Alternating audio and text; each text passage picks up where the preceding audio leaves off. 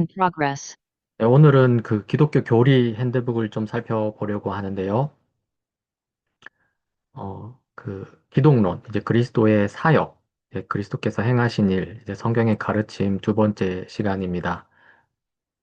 지금 그 예수님의 그 사역, 그리스도의 사역과 관련하여서 이제 메시아 그리스도 예수시기 때문에 이제 예수 그리스도의 삼중직 세 가지 직분을 중심으로 살펴보게 됩니다. 그래서 선지자로서 제사장으로서 이제 왕으로서 예수 그리스도께서 우리를 위하여 무슨 일을 하셨는지를 지금 살펴보고 있는데요.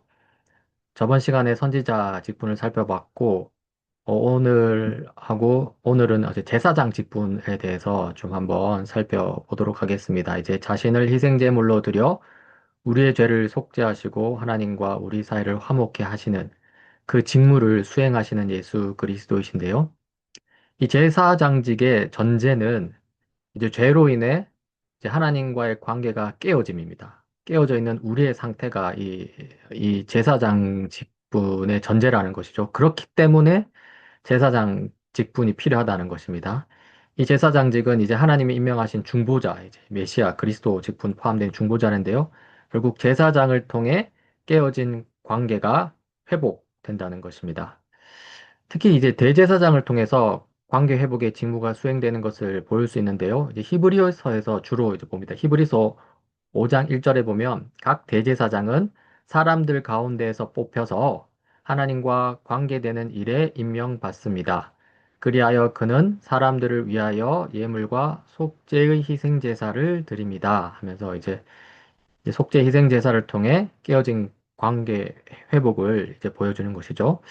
이 제사장은 이제 매년 속죄일에 성전, 송소, 이 지성소에 들어가서 이제 제사를 드리는데요. 그렇게 함으로써 이제 중보 직무를 수행하는 것을 볼 수 있습니다. 히브리서 9장 7절에 보면 이렇습니다. 그러나 둘째 칸 장막에는 이제 둘째 칸 장막이라는 것은 이제 성소에서 지성소를 가리키는 거겠죠. 이 지성소에는 대제사장만 1년에 한 번만 들어가는데 그때는 반드시 자기 자신을 위하여 또 백성이 모르고 지은 죄를 사하기 위하여 바칠 피를 가지고 들어갑니다. 라고 하면서 이제 대제사장의 중보 직무를 이렇게 보여줍니다. 그리고 이 대제사장의 궁극적인 대제사장이 바로 예수 그리스도라는 것이죠. 히브리서를 좀 중심으로 보자면 히브리서는 이제 예수 그리스도께서 구약의 제사장직을 성취하신 것으로 해석합니다.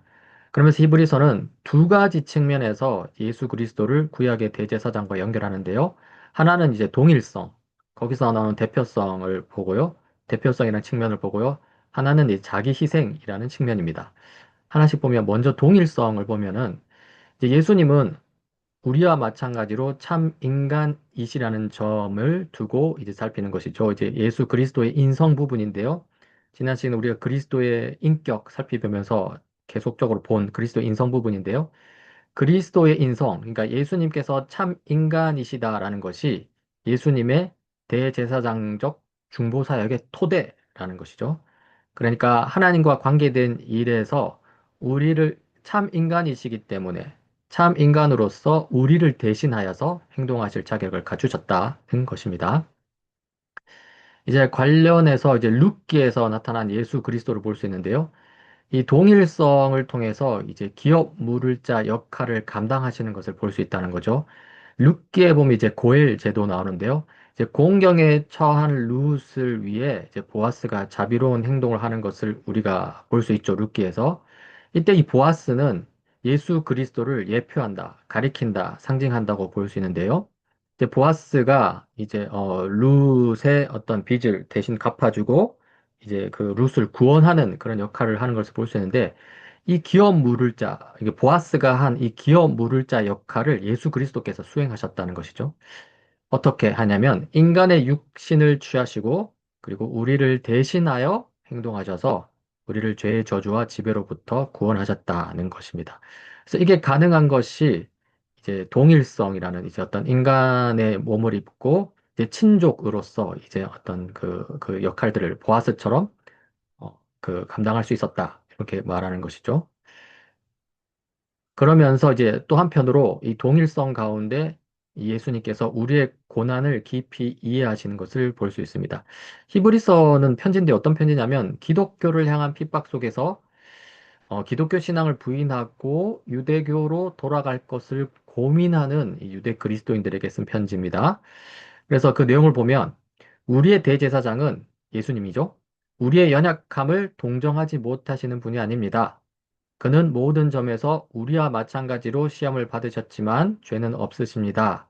라고 히브리서에서 말하고요. 그러면서 그는 몸소 시험을 받아서 고난을 당하셨으므로 시험을 받는 사람들을 편지를 받고 있는 뭐 우리 유대 그리스도인 되겠죠? 시험을 받는 사람들을 도우실 수 있습니다. 라고 말하면서 예수님께서 참 인간으로서 동일성 가운데 우리와 동일시대, 우리와 똑같은 인간으로서 우리의 고난을 이제 깊이 이해하실 수 있다는 것을 이제 언급하는 것이죠. 그리고 두 번째로 자기 희생입니다. 그러니까 대제사장이신 예수 그리스도께서 희생제물이 되셨다는 것이죠. 그래서 히브리서 9장 12절에 보면 그리스도께서는 단 한 번의 지성소로 들어가셨습니다. 그는 염소나 송아지의 피로서가 아니라 자기의 피로서 우리에게 영원한 구원을 이루셨습니다. 이렇게 이야기하고요. 그리고 이 자기 희생이 이사야서에서도 우리가 또 볼 수 있습니다. 이제 고난받는 종으로서 희생제물이 되신 것이죠. 뭐 이사야 53장 유명한 구절이죠. 그는 예수 그리스도는 실로 우리가 받아야 할 고통을 대신 받고 우리가 겪어야 할 슬픔을 대신 겪었다. 이렇게 말하고요. 그러나 우리는 그가 징벌을 받아서 하나님에게 맞으며 고난을 받는다고 생각하였다. 하죠. 그러나 그가 찔린 것은 우리의 허물 때문이가 그가 상처를 받은 것은 우리의 악감 때문이다. 그가 우리 대신 징계를 받음으로써 우리가 평화를 누리고 그가 우리 대신 매를 맞음으로써 우리의 병이 낫다. 이렇게 볼 수 있습니다. 이 제사장직은 결국 예수 그리스도의 죽으심과 직결되는 것이죠. 희생 제물이 대신 자기 희생이니까요. 여기 대한 세 가지 이해를 볼 수 있는데요. 일단 제사장직은 십자가 죽으심을 통한 그리스도의 구원 사역을 가리킵니다. 요것이 세 가지로 이해될 수 있는데 첫 번째는 이제 형벌적 은유로서 칭의, 또 제의적 은유로서 화해, 화목, 또 뭐 극적 은유로서 구속인데요. 오늘은 이 형벌적 은유, 이 칭의 부분을 좀 살펴보고자 합니다. 형벌적 은유칭인데요. 이제 의에 관한 히브리적 사고는 이제 법정적 성격이 있습니다. 창세기 2장 17절에 보면 선과 악을 알게 하는 나무의 열매만은 먹어서는 안 된다. 그것을 먹는 날에는 너는 반드시 죽는다라고 말하면서 이제 죄책과 형벌의 개념이 여기 창세기 2장에 벌써 드러나는 겁니다. 그러면서 시편 32편에 보면 주께서는 죄 없는 자로 여겨주시는 그 사람, 그는 복되고 복되다라고 말하면서 이제 유죄 판결을 벗어나서 이제 의롭다는, 죄 없다는 무죄 판결에 대해서 이제 이야기하는 것이죠. 이런 것들을 종합해서 로마서 5장에는 이렇게 이야기합니다. 그러니 한 사람의 범죄 행위 때문에 이제 아담의 범죄 행위죠. 아담의 범죄 행위 때문에 모든 사람이 유죄 판결을 받았는데 이제는 한 사람의 의로운 행위 때문에 여기서 한 사람은 예수 그리스도를 가리키겠죠. 이 의로운 행위 때문에 모든 사람이 의롭다는 인정을 받아서 생명을 얻게 되었습니다. 라고 말하면서 이 의에 관하여서 이제 법정적 성격이 있다고 말하면서 이제 칭의, 형벌적 은유로서의 칭의를 이야기하는 겁니다. 이제 하나님의 율법은 하나님의 본성의 표현입니다. 그래서 하나님의 본성은 거룩하고 의롭고 선하시죠. 그래서 이 율법은 하나님의 본성을 표현하는 하나님의 법으로서 마찬가지로 거룩하고 의롭고 선합니다. 그래서 율법은 거룩하며 계명도 거룩하고 의롭고 선한 것입니다. 라고 로마서에서 이렇게 이야기합니다. 따라서 이 하나님은 자신의 법을 완화하시거나, 그렇죠? 거룩하고 의롭고 선한 이 법을 뭔가 조금 뭐 이렇게 고치거나, 뭐 감소시키거나 축소할 수 없다는 거죠. 또 인간의 위법 행위를 모른 척 하실 수 없습니다. 왜냐하면 율법은 하나님의 본성의 표현이시기 때문에 그 율법에 대해서 이제 뭐 완화하거나 또는 그 율법을 어기는 것들에 대해서 그냥 모른 척 하는 것은 결국 자신의 본성에 거스르는 것이기 때문에 그렇게 이제 모른 척 할 수 없다는 거죠. 그럼 이 율법의 핵심 요구는 뭐냐 했을 때, 이 율법은 하나님의 의로운 성품에 합당하게 살라는 것입니다. 또 하나님을 거스르고 도전하고 대적하는 모든 것에 맞서서 하나님 편에 서라라는 것이죠. 그런데 이 율법 위반을 하게 됩니다. 그럼 율법 위반의 본질은 뭐냐? 요 핵심 요구에 따르면 하나님에 대한 직접적 공격이 되는 거고요. 하나님을 대적하는 반역 행위가 되는 것이고요. 이것을 우리는 죄라고 말합니다. 이 율법 위반, 이 죄가 함의하는 바는요, 이렇습니다. 우리가 죄를 범하는 순간 그 죄는 돌이킬 수 없는 과거 사실이 된다. 그러니까 여전히 남는다는 거죠. 죄인이라는 것은 과거를 지닌 사람이라는 뜻이다. 공책에는 이미 표시가 남고 얼룩이 묻어 있다. 비유컨대 이런 거죠. 우리는 다시 시작할 수 없다. 이제 새 공책으로 시작할 수 없다는 거죠. 이미 다 얼룩지고 그렇게 된다는 겁니다. 우리 힘으로는 돌이킬 수 없다. 어제의 죄가 여전히 우리의 장부에 남아 있기 때문이다. 그 죄는 여전히 끊임없이 하나님 앞에 서서 하나님의 위엄과 신성을 거스른다. 이렇게 표현하고 있습니다. 자, 그러면 이 율법을 위반한 죄를 범한 인간의 처지는 뭐냐? 그래서 이제 그렇다면 우리는 어떻게 해야 하는가에 대해서 우리는 아무것도 할 수 없다. 이렇게 말하죠. 우리의 죄책 앞에서 구체적으로 우리의 죄책 앞에서 우리는 무력하다는 것입니다. 하나님의 세계에서 죄에 필연적으로 뒤따라오는 심판이 임하기를 기다릴 수밖에 없는 그런 아주 비참한 처지에 있다는 것이죠. 그리고 그때 우리가 해야 될 것은 나 자신을 바라보는 것이 아니라 하나님의 행동을 바라보라는 것입니다. 바로 이러한 우리의 무력함 앞에서 성경은 우리를 하나님의 은혜의 놀라운 역사로 인도합니다. 그래서 성경을 보자면 먼저 구약과 신약이 있죠. 구약에 나타난 하나님의 구원 행동을 보자면 이제 원시 복음이 있습니다. 이제 아담과 하와가 죄를 범하고 난 뒤에 이제 창세기 3장에서 이제 저주를 죄의 형벌에 대한 따른 그 저주를 하시죠. 그래서 창세기 3장 15절은 이제 하나님께서 그 뱀에게 사탄에게 저주를 내리시는 장면인데요. 뭐라고 말하냐면 여자의 자손은 너의 머리를 상하게 할 것이다. 너는 이제 뱀이죠. 그래서 이 여자의 자손이 누구냐? 할 때 예수 그리스도를 가리킨다. 이렇게 말하면서 이제 예수 그리스도께서 사탄의 머리를 상하게 할 것이다. 라고 말하면서 결국에는 다시금 승리하시는 예수 그리스도를 창세기 3장 15절에부터 먼저 보여주신다는 거죠. 암시적으로. 그래서 이걸 원시복음이라고 합니다. 하나님의 구원 행동이라는 거죠. 또 6월절 어린 양을 통해서 이제 하나님의 구원 행동을 볼 수 있습니다. 그래서 출애굽기 12장이죠. 문틀에 어린 양의 피를 발랐으면 그것은 너희가 살고 있는 집의 표적이니 내가 이집트 땅을 칠 때 문설주의 피를 바른 집은 그 피를 보고 내가 너희를 치지 않고 넘어갈 터이니 그게 6월절이라고 그러죠. 너희는 재앙을 피하여 살아남을 것이다. 라고 말하면서 그날을 기념하라. 영원한 규례로 대대를 지켜라. 이렇게 말하는 것을 볼 수 있죠. 이게 결국 하나님의 구원 행동이라고 이른 것이고요. 또 이 속죄일 의식도 있습니다. 그래서 이제 살아있는 그 수염소의 머리 위에 두 손을 얹고 이스라엘 자손이 저지른 온갖 악행과 온갖 반역행위와 온갖 죄를 다 자백하고 나서 그 모든 죄를 그 순념소의 머리에 씌우는 거죠. 그리고 그 순념소는 이스라엘 자손의 온갖 죄를 짊어지고 이제 황무지로 나가는 겁니다. 그렇게 해서 이제 대신 죄를 지고 가는 이제 순념소를 보게 되는 것이죠. 다 이런 것은 예수님을 이제 가리키는 것인데요. 구약에 나타난 하나님의 구원 행동으로입니다. 일단은 자, 그리고 신약에 나타난 하나님의 구원 행동을 볼 수 있는데요. 예수 그리스도의 제사장 직무를 통해서 이제 그걸 볼 수 있는 것이죠. 갈라디아서 4장에 보면 그러나 기한이 찼을 때 하나님께서는 자기 아들을 보내셔서 여자에게서 나게 하시고 아까 여자의 자손이 이제 뱀의 머리를 상하게 한다 했는데요. 이거를 그것을 가리키는 것으로 볼 수 있습니다. 여자에게서 나고 그러면서 또한 율법 아래에 놓이게 하셨습니다. 그러니까 율법 아래에서 인류가 율법을 위반함으로써 이제 저주 아래 놓였는데요. 이제 예수님을 이제 율법 아래 놓이게 한 것이죠. 그래서 베드로전서 2장 24절에 보면 그리스도는 우리 죄를 자기 몸에 몸소 지시고서 나무에 달리셨습니다. 그것은 우리가 죄에는 죽고 의에는 살게 하시는 것이었습니다. 라고 말하면서 우리 죄를 자기 몸에 몸소 지시고 나무에 달렸다는 건 십자가에 달렸다는 것이죠.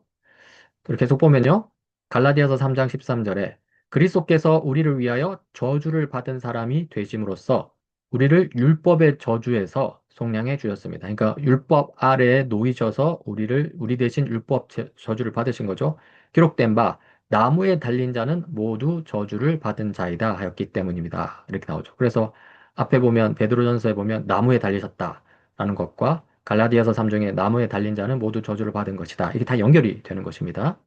그래서 로마서 5장에 보면 그러니 한 사람의 범죄이기 때문에 모든 사람이 유죄 판결을 받았는데 이제는 한 사람의 예수 그리스도의 의로운 행위 때문에 모든 사람이 의롭다는 인정을 받았다. 생명을 얻게 되었다. 이렇게 우리가 성경을 볼 수 있는 것이죠. 결국 의롭다는 인정을 받았다라는 걸 칭의라고 표현하는데요. 이 칭의는 그리스도가 인간의 대표자로서 행한 순종과 구속적 죽음을 근거로 십자가 죽음을 근거로 하나님이 유죄 상태인 인간들의 죄를 용서하고 그럴 뿐만 아니라 그들을 의롭다 여기신 것이죠. 그래서 로마서 3장에 보면 사람은 그리스도 예수 안에서 얻는 구원으로 말미암아 하나님의 은혜로 값없이 의롭다는 선고를 받았습니다. 하고요. 고린도서 6장에 보면 여러분은 주 예수 그리스도의 이름과 우리 하나님의 성령으로 씻겨지고 거룩하게 되고 의롭게 되었다. 이렇게 볼 수 있습니다. 이 칭의의 두 가지 측면을 볼 수 있는데요. 소극적 측면이라 하면 이제 우리의 죄를 용서하심이 되겠고요. 적극적 측면에는 죄를 용서하실 뿐만 아니라 우리에게 의를 전가하심 이렇게 볼 수 있습니다. 그래서 칼뱅은 어떻게 말하냐면 하나님의 아들은 흠없이 순결하셨지만 우리의 죄가 가져온 치욕과 수치를 자신에게 짊어지셨고 그렇게 함으로써 이제 죄 용서를 하신 것이죠. 그리고 그뿐만 아니라 그 대신 우리에게 자신의 순결을 입혀주셨다. 그러니까 예수 그리스도의 그 율법 순종을 통한 예수님께서 획득한 의를 우리에게 전가시키는 것이죠. 그거를 자신의 순결을 우리에게 입혀주셨다. 이렇게 표현한 겁니다. 이 칭의에 나타나는 하나님의 공의라고 했는데요. 이 죄인을 의롭게 하시는 하나님의 행동은 공의롭다. 이렇게 표현할 수 있습니다. 그러니까 그렇게 칭의한 거에 대해서 그냥 그거 너무 하나님이 그냥 무조건적으로 그냥 너무 저기 뭐야 아무 대가 없이 용서하신 거 아니야에 대해서 절대 그렇지 않다라는 것이죠. 공의롭다 했는데 왜냐하면 하나님은 뭐 아무 대가 없이 우리의 죄를 간과하거나 적당히 눈 감아 준 것이 아니기 때문입니다. 그렇지 않고 우리를 대신하여 예수 그리스도를 향해서 이제 십자가에서 죄를 남김없이 심판하고 처벌하셨기 때문이죠. 그러니까 자기의 외아들 예수 그리스도를 십자가에 못 박는 엄청난 대가를 치르셨다는 것입니다. 그래서 우리는 여기서 죄인에 대한 율법의 기준이 결코 낮아지지 않았다. 오히려 그 기준은 최상에서 최고의 상태로 남았고 그 기준을 만족시키기 위해 예수 그리스도께서 십자가에 죽으셨다라는 것을 우리가 볼 수 있고요. 거기서 하나님의 공의는 여전히 실행되고 있다라는 것을 알 수 있습니다. 이 칭의가 함의하는 바는요. 칭의는 우리 자신의 의로운 행위에 대한 대가가 아니죠. 우리 자신이 뭐 의로운 행위를 해서 뭐 우리가 의를 획득한 게 아닙니다. 또 우리가 뭐 우리 자신의 의로운 행위는 아닐지라도 좀 하나님과 협력해서 또 우리가 뭔가 좀 기여한 게 있지 않느냐. 그것도 아니라는 것이죠. 칭의는 아무런 공로 없이 그러니까 우리에게 주어지는 하나님의 전적인 자비의 행위라는 것입니다. 그리고 이 칭의에 있어서 이제 믿음이 중요한데요. 하나님께서는 오로지 그리스도의 완전한 의를 근거로 해서만 죄인을 받아들이십니다. 죄인이 그리스도의 완전한 의를 전가받아서 의인이 되는 거죠. 그런데 이 그리스도의 의는 우리 신자들이, 죄인들이 그리스도를 믿음으로 그렇게 하면서 그리스도와 연합함으로써 그 의가 전가되는 것이죠. 그러니까 칭의의 사실이 있다면요. 그 사실 속에 나타나는 그 그리스도를 향한 믿음이 필요한 겁니다. 그렇죠? 그래서 믿음을 통하여서 우리가 칭의를 받게 되는 것이죠. 이 칭의의 결과는 참된 평강입니다. 의롭다 하심을 받는다는 것은 두려움 없이 이제 하나님 앞에서 받아들여진다는 것이죠. 만약에 우리의 행위에 근거하여 의롭다 하심을 받는다고 하면 우리가 잘못했을 때 나의 죄 때문에 어떻게 하지? 두려움을 가질 텐데 그게 아니라 예수 그리스도의 의롭게 하심, 예수 그리스도의 의에 의해서 우리가 받아들여지기 때문에 두려움이 없을 수 있다는 것이죠. 그래서 참된 평강이랍니다. 평강이라고 한 겁니다. 그것은 우리가 참으로 하나님 앞에 나아가 그분의 품에 안기고 그분의 사랑받는 자녀로 인정받는 순전한 기쁨을 경험할 수 있다는 뜻입니다. 그러니까 그리스도의 어떤 그 십자가 의에 근거해서만 우리가 온전한 우리가 이 기쁨을 경험할 수 있다는 것이죠. 자, 우리 지금까지 이제 메시아 그리스도 특별히 이제 대제사장 직분을 좀 살펴봤는데 오늘 내용을 좀 요약하자면요. 죄로 인해 하나님과 관계가 깨어진 인간을 구원하기 위해 하나님께서는 중보자인 제사장을 세우셨습니다.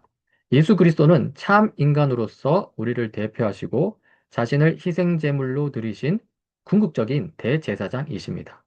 이 그리스도의 십자가 죽음은 우리의 죄에 대한 형벌을 대신 담당하신 이 대속적 죽음이죠. 이것은 구약의 원시복음, 또 유월절 어린 양, 또 속죄일 그 의식, 또 고난받는 종의 예표가 되는 것입니다. 그것이 이제 성취된 사건이죠. 이 대속적 죽음은. 하나님께서는 그리스도의 율법 순종과 대속적 죽음을 근거로 죄인의 죄를 용서하시고 그리스도의 의를 전가하여 우리를 의롭다고 선언하십니다. 이를 통해 죄인은 정죄에서 벗어나 하나님과 화목해 되고 담대히 그분께 나가게 되는 것이죠. 네, 지금까지 이제 그리스도의 사역 성경의 가르침 두 번째 시간 좀